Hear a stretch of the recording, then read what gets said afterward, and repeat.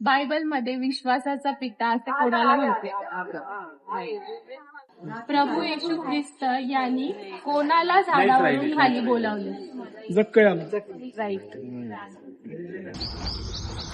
एक मिनिट, तुम्हाला एक क्वेश्चन विचारायचा आहे बायबल मधून. विचारू?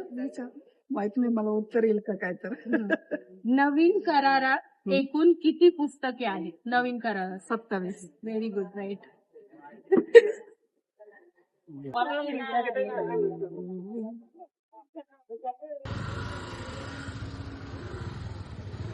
प्रभू येशू ख्रिस्त याचा पुनरुत्थान कोणत्या दिवशी झालं?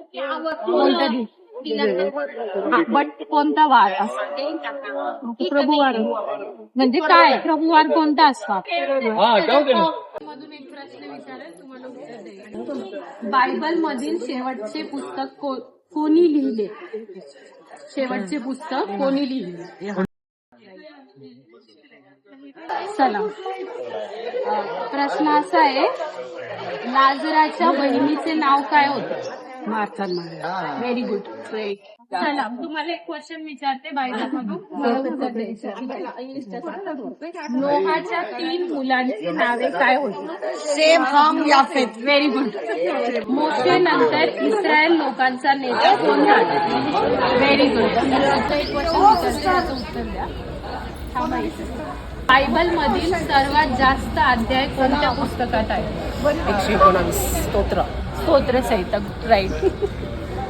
प्रभू येशू ख्रिस्ताच्या जन्माची घोषणा मरियेला कोणी केली? त्याचं नाव?